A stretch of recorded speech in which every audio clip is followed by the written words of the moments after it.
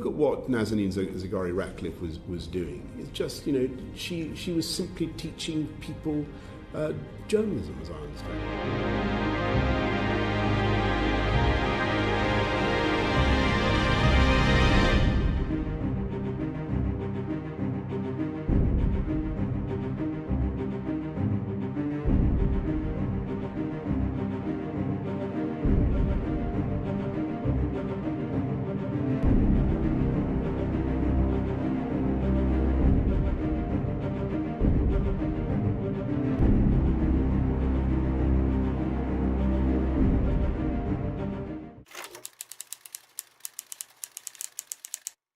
PPF and whether that might change after that point of decision making. Can the Secretary of State have a look at this so that the information is available for people before they make that decision? Yeah. I acknowledge the issue that the honourable gentleman is setting out. If he writes to me, I will sit down with him and go through it with him in more detail. Clearly, it is a matter for the trustees on an ongoing basis as to what the particular decisions are taken. Order. Urgent question. Emily Thornbury. Thank you, Mr. Speaker. To ask the Secretary of State for Foreign and Commonwealth Affairs to make a statement on the case of the British-Iranian national Ms. Nazanin Zaghari-Ratcliffe. Secretary of State for Foreign and Commonwealth Affairs, Secretary Boris Johnson. Thank you, Mr. Speaker. I should like to make a statement on the case of Nazanin Zaghari-Ratcliffe in response to the Honourable Lady. The whole House will join me in expressing our deep concern about the ordeal of this young mother who has spent the last 19 months in jail in Iran. And every honourable member will join the government in urging the Iranian authorities to release her on humanitarian grounds. I spoke by phone to her husband, Richard Ratcliffe, yesterday, and we agreed to meet later this week. I told Mr. Ratcliffe that the whole country is behind him, and we all want to see his wife home safely. In view of the understandable concern, I propose to describe the background to Mrs. Zaghari-Ratcliffe's case and the efforts the government is making to secure her release. In April last year, she was visiting her relations in Iran, along with her daughter, Gabriella, who was then only 22 months old, when she was arrested at Imam Khomeini Airport in Tehran while trying to board her flight back to the UK. The British government has no doubt that Mrs. Zaghari-Ratcliffe was in Iran on holiday, and that was the sole purpose of her visit. As I said in the House last week, my remarks on the subject before the Foreign Affairs Select Committee could and should have been clearer. And I acknowledge that the words I used were open to being misinterpreted, and I apologise. I apologise to Mrs. Zaghari-Ratcliffe and her family if I have inadvertently caused them any further anguish. The House should bear in mind that Iran's regime and no one else has chosen to separate this mother from her infant daughter for reasons that even they find it difficult to explain or describe. On the 9th of September 2016, Mrs. Zaghari-Ratcliffe was brought before a secret trial and sentenced to 5 years in prison, supposedly for plotting to overthrow the Islamic Republic. The House will note that, so far as we can tell, no further charges have been brought against her and no further sentence has been imposed since that occasion over a year ago. 11 days after Mrs. Zaghari-Ratcliffe was sentenced, my right honourable friend, the Prime Minister, raised her case with President Hassan Rouhani of Iran in New York on the 20th of September 2016. 2 days later, I raised her case with my Iranian counterpart, Mr. Zarif. For the sake of completeness, the House should know that the previous Prime Minister, David Cameron, raised Mrs. Zaghari-Ratcliffe's imprisonment with President Rouhani on the 9th of August 2016, and my predecessor, as Foreign Secretary, my right honourable friend, the member for Runnymede, wrote to the Iranian Foreign Minister about her plight and other consular cases on the 29th of August 2016. At every meeting with our Iranian counterparts, my colleagues and I have taken every opportunity to raise the cases of Mrs. Zaghari-Ratcliffe and other nationals held in Iranian jails. We have expressed our concerns at every level, official, ministerial and prime ministerial, on every possible occasion during the 19 months that she has been in jail. In addition, Mr Ratcliffe has held regular meetings with my honourable friend, the member for Bournemouth East, formerly the Minister for the Middle East, and with the current Minister, my honourable friend, the member for North East Bedfordshire. But a situation where a British mother is held in these circumstances is bound to cast a shadow over Britain's relations with Iran, at a moment when, in the aftermath of the agreement of the nuclear deal in July 2015 and the easing of sanctions, we'd all hoped to witness a genuine improvement. So I shall travel to Iran myself later this year to review the full state of our bilateral relations and to drive home the strength of feeling in this House and in the country at large about the plight of Mrs Zaghari-Ratcliffe and other consular cases. In order to maximise the chances of achieving progress, I would venture to say that honourable members should place the focus of responsibility on those who are keeping Mrs Zaghari-Ratcliffe behind bars and who have the power to release her whenever they so choose. And we should be united in our demand that the humanitarian reasons for releasing her are so overwhelming that if Iran cares about its reputation in this country, then its leaders will do now what is manifestly right, and I commend this statement to the House.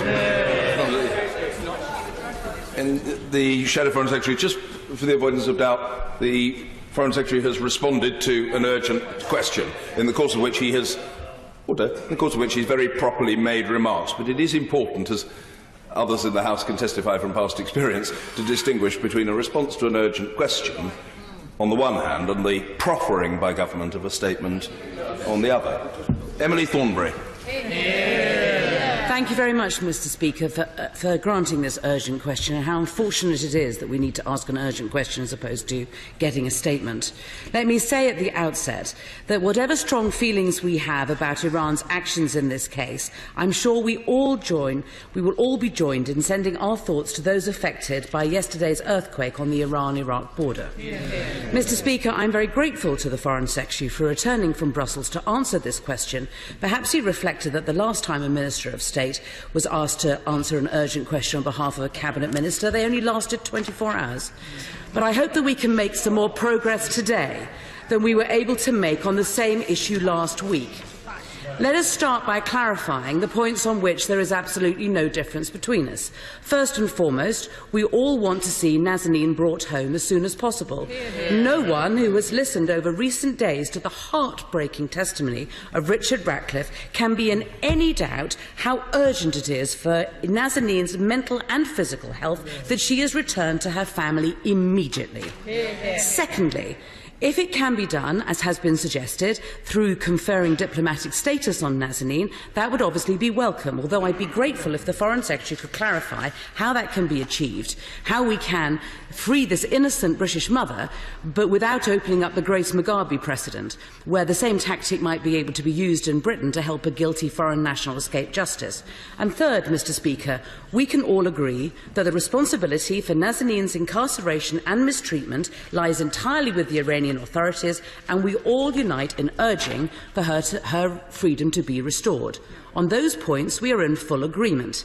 But let me turn to two key issues where we have so far differed, and frankly we continue to differ.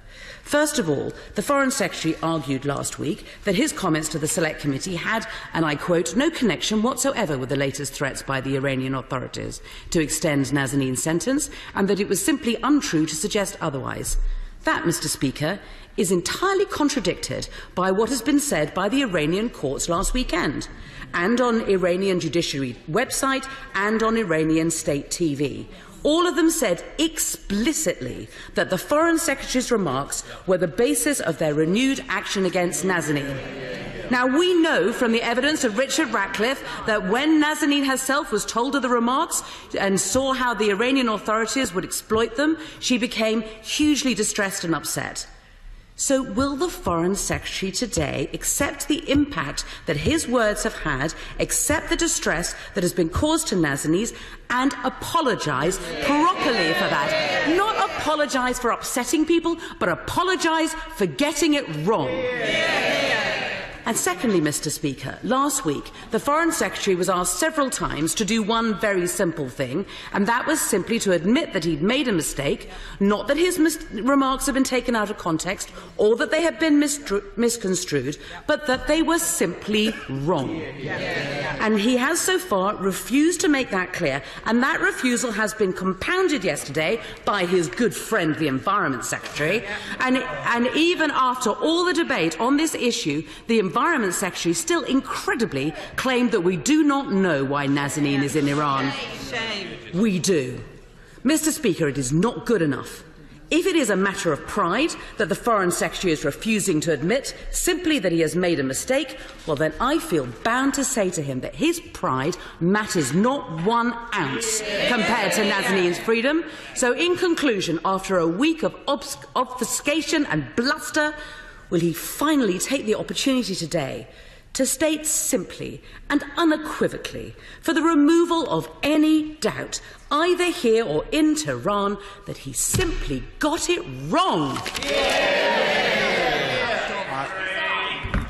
Mr. Speaker, I'm more than happy to say again what I said to the Right Honourable Lady last week, that yes, of course, I apologise for the distress, for the suffering that has been caused by the impression that I gave that the government believed, that I believed, that she was there in a professional capacity. She was there on holiday, and that is the view of. And I do apologise. I do apologise, and of course I retract any suggestion that she was there in a professional capacity. Now, you must have heard that. The honourable members opposite must have heard that from me about a dozen times. The honourable, Right Honourable Lady asked an important question about diplomatic protection and how that would work. And I can tell that, and she's absolutely right, that is a question that Richard Ratcliffe himself has raised with me. And all I can say is that I will be answering Mr. Ratcliffe. I can't give her an answer today. I'd rather answer Mr. Ratcliffe in person. I'm delighted to say that he is. I'm seeing him tomorrow, and I will be explaining the position on diplomatic protection. But he's requested, as I said last week, he's requested to come to Tehran. I don't know whether that will be possible, but we will see what we can do. Sir Hugo Swire. Speaker, regrettably, more than a faint whiff of opportunism hangs over this urgent question. Would my others will question the wisdom of having this discussion at all.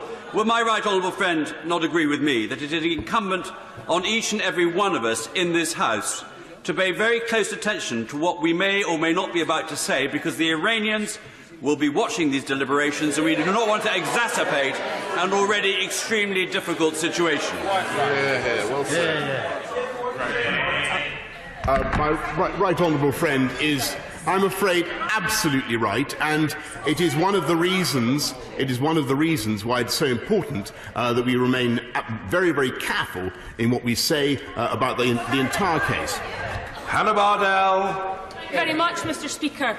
I hope today that the Secretary of State is reflecting very seriously on his position and the position that he holds, not just in this government but in society. Because for Nazanin, it would be reasonable to assume that when the Secretary of State got involved in her case, it might make things better. Unfortunately, in this situation, it has made it very much worse.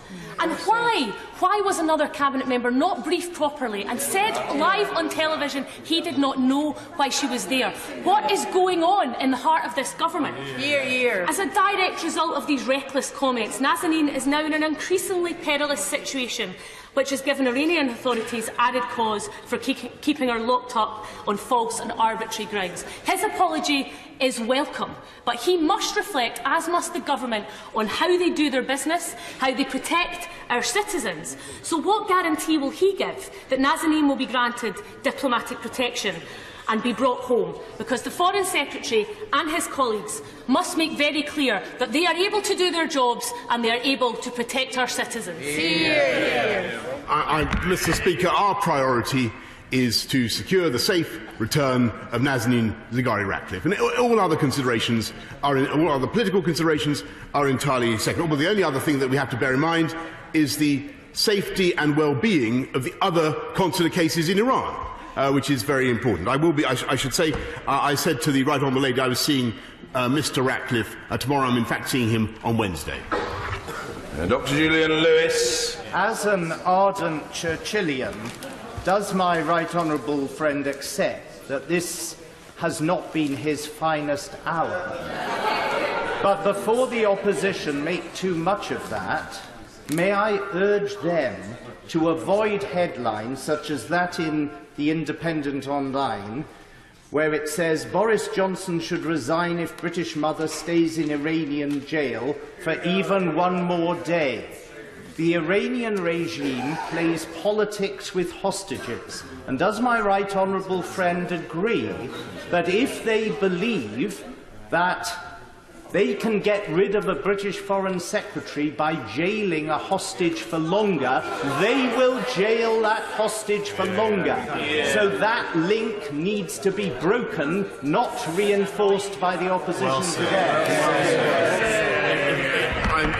I think the whole House would agree that there is one thing, that there is nothing more important than the safe return of Nazanin Zaghari-Ratcliffe and, as I say, the protection of all other consular cases in Iran, and that trumps all political considerations in this country. Tulip Siddiq. Thank you, Mr. Speaker. My constituent, Richard Radcliffe, wrote in the Evening Standard, "My complaint is not that her imprisonment has become a diplomatic incident this past week. It is that it wasn't for the 19 months that came before." This shows the sheer dignity with which my constituent has been campaigning for his wife's release for 19 months now.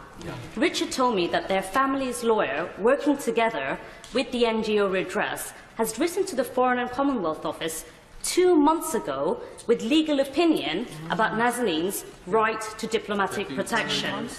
I know that the Foreign Secretary has already indicated to the member for Islington South that he will consider diplomatic protection, but will he urge that a meeting takes place between the FCO and the lawyers, and will he give some indication of whether diplomatic protection will be given, as this could save my constituent's life?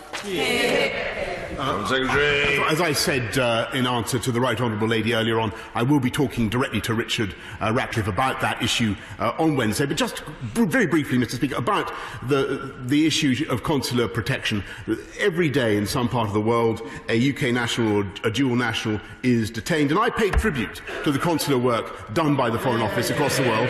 And in point of fact, a huge amount of work has been done on behalf of your constituent by my honourable friends, right honourable friends on these benches, who have met members of her family repeatedly and will continue to do so until we solve the problem. Tom Tugendhat. Thank you, Mr. Speaker. I'm very glad that the Foreign Secretary has made his statement today. Would he agree with me, however, that this poor woman who is separated from her child is being used not only as a political football, sadly, here, but also in Iran, where the Iranian Republican Guard is effectively fighting with the Khameneite authoritarian regime in its own way? Would he perhaps consider calling upon people in our own system who may be able to talk to the mullahs, perhaps asking the Archbishop of Canterbury or indeed the Holy Father to speak on behalf of this woman and seek to broker her release? I think my honourable friend speaks with great insight about the situation in Iran, and I can certainly assure him that no stone will be left unturned in our efforts. Chris Bryant. From my own experience of trying to get 2 British nationals out of jail in Laos in 2009, what you need when you're dealing with a very difficult country is you need to be absolutely committed and persistent. You need to go to bed every night worrying about what's happening to that British national in another country. Absolutely. You need to be very disciplined, and you need to make sure that every single member of the government is speaking with the same voice. The Foreign Secretary couldn't possibly argue that that is what has happened in this case. What I really don't understand, though, is when he made a complete mess of appearing before the Foreign Affairs Committee, his office rang to correct other parts of the record, completely incidental parts of the record, but still refuses to correct the record about what he said to the Foreign Affairs Committee. Will he do so now? Because otherwise, frankly, he will have learnt nothing from this. Foreign Secretary. Mr. Speaker, I believe I've corrected the record several times already and explained the position. James Duddridge. Mr. Speaker, the Foreign Secretary has referred a number of times to the other cases in Iran. Isn't there a real problem with dual nationals, and specifically in Iran and countries that don't recognise dual national status? Is it not time for a broader review of this issue alongside the urgency of this specific case?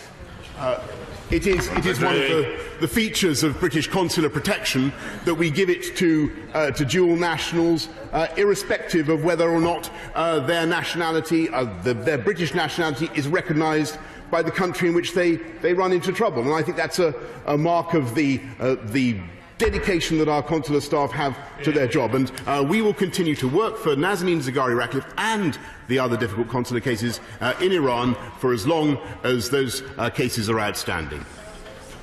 Yvette Cooper. Thank you, Mr. Speaker. The Foreign Secretary has rightly and welcomely said that the priority for everyone should be the return of a wrongfully and inhumanely imprisoned mother who is being separated from her child. But he also knows that words matter. And every time he says things like, "My words were simply open to misinterpretation," he provides a lack of clarity and sounds like he's wriggling in a way that other people can exploit. So could he, for the sake of Ms Zaghari-Ratcliffe, just say unequivocally, for the record, I got it wrong? Hope, Mr. Speaker, that the House will understand with crystal clarity that Mrs Zaghari-Ratcliffe was there on holiday. She was not there in any professional capacity. Insofar as people got a different impression of what I was saying at the FAC, that was my mistake. That was my mistake. I should have been clearer.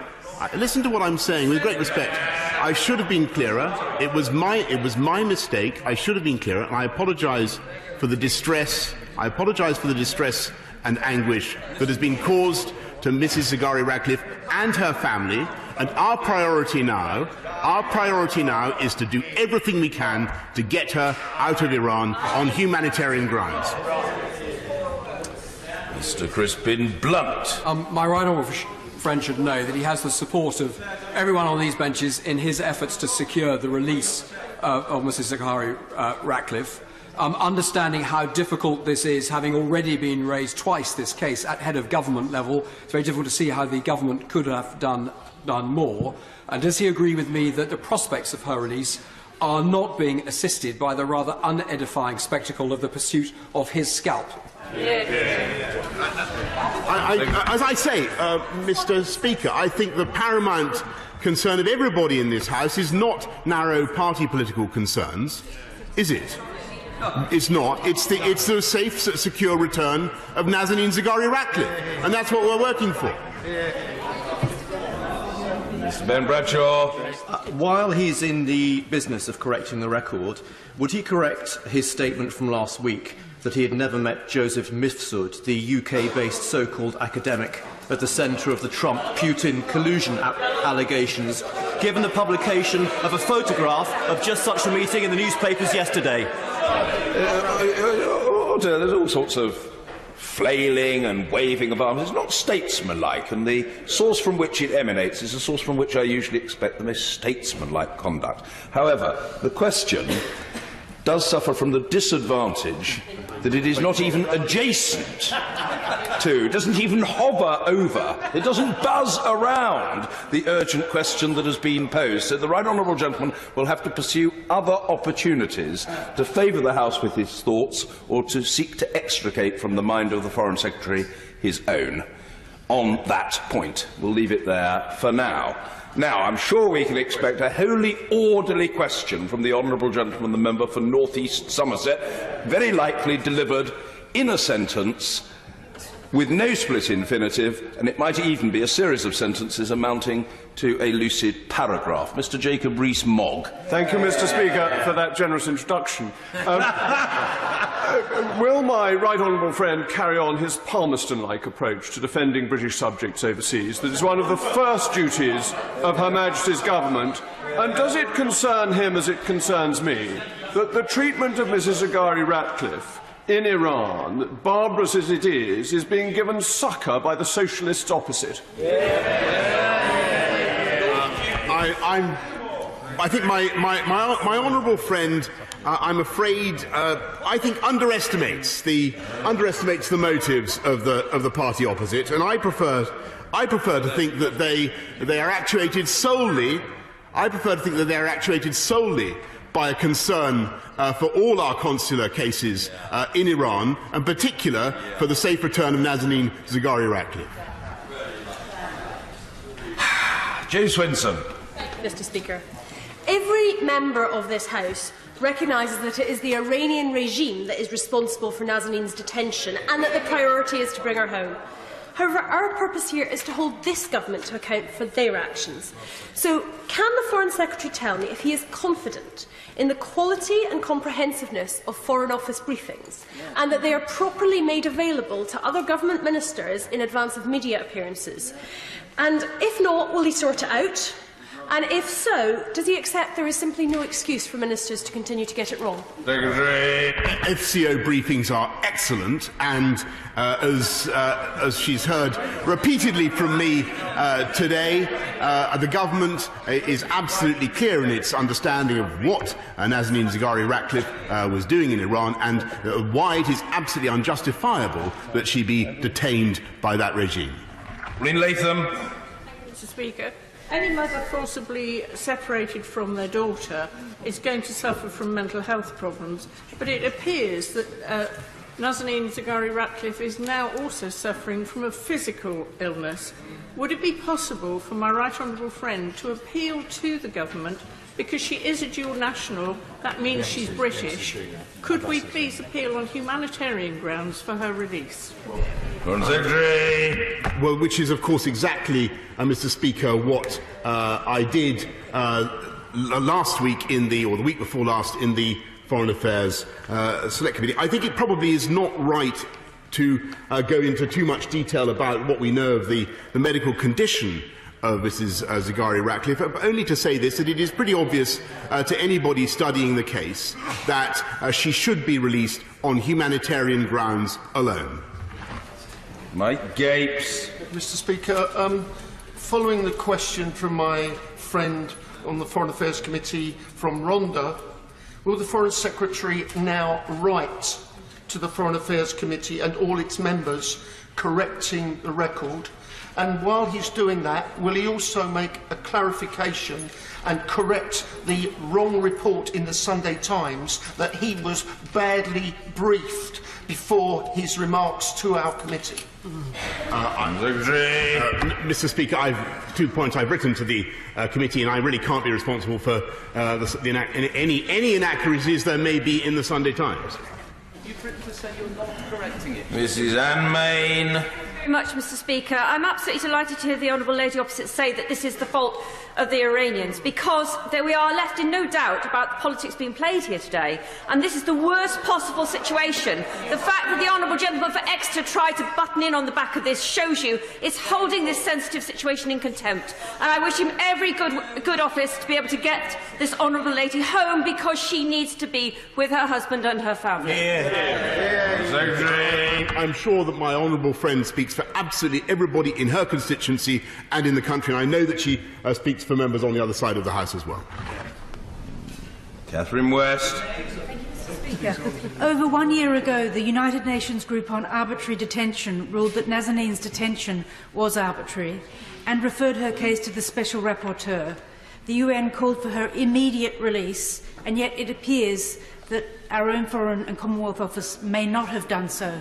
Can the Foreign Secretary please explain? Secretary. Yes. That is a very good question, if I may say so. And the answer is that we do not normally call for the release of consular cases because very often that exacerbates their position. In this particular case, as the House knows, a couple of weeks ago, I have called for her release on humanitarian grounds. Bob Steele. Thank you, Mr. Speaker. Could I ask my right honourable friend how many other British subjects are jailed in Iran, and has he got any idea, has my right honourable friend got any idea, what actually the Iranians want to release this lady? We have dozens, if not hundreds, of cases around the world, Mr. Speaker, and I probably ought not to go into the exact number in Iran, but I can tell the House that we are working on behalf of all of them. Jim Shannon. Mr. Speaker, when this House passed the Iran nuclear deal, I, along with others in this House across this chamber, expressed concern and requested that human rights and equality issues would be part of that deal. Can I ask the Foreign Secretary just what influence government has for Nazanin Zaghari-Ratcliffe and her human rights and her equalities, and for the thousands of others who are held in jail there as well for the same reason? The JCPOA does not, in fact, cover the issues he raises, but we are common decency and humanitarian concern dictates that she should be released. Dr. Matthew Offord. Mr. Speaker, I continue to be a critic of the Iranian nuclear deal for many reasons, including the fact that human rights were not coupled as part of that. And it was greatly disappointing that the Leader of the Opposition, who was paid to appear on Iranian press TV, did not take the opportunity to criticise human rights in Iran, instead agreeing and contributing to anti-Israel and anti-Western bias. But does the Foreign Secretary agree with me, and indeed the words of Richard Ratcliffe, when he said that the Foreign Secretary battling for his job does not help Nazim to come home? I'm going to resist agreeing with my honourable friend about any points that may have been made by the party opposite about Iran, for or against Iran, because our priority now is very simple. It's not to score party political points, it is to get Nazanin home. Louise Haigh. Thank you, Mr. Speaker. The Right Honourable Member for New Forest East called Nazanin a hostage on several occasions. Will the Secretary of State take this opportunity to confirm whether he considers Nazanin a hostage? Nazanin Zaghari-Ratcliffe is a very difficult consular case, and that is how we're treating it. Peter Eaton-Jones. A number of my constituents have contacted me with concerns about this case, so can my right honourable friend assure them that he and the government are doing absolutely everything possible to exert influence to secure her release, and agree with me that that should be our one and only priority and our one and only focus in the government and in this House? Yes. I can certainly give my honourable friend that assurance, and I can tell him that our ambassador our excellent ambassador in Tehran is working on this case daily. Brendan O'Hara. The Foreign Secretary said that he finally accepts that Mrs Zaghari-Ratcliffe was on holiday and that the whole country was now behind her. Does he include the Right Honourable Member for Surrey Heath in that, who just yesterday said he didn't know why she was in Iran? And has he told the Right Honourable Member for Surrey Heath that his loose-lipped comments were both unacceptable and damaging in equal measure? My right honourable friend member for Surrey Heath actually made it very clear that he believed she was there on holiday, and he was very happy. He did say that. I watched the clip, and he was very happy, and he was very happy to accept that that was the case. Richard.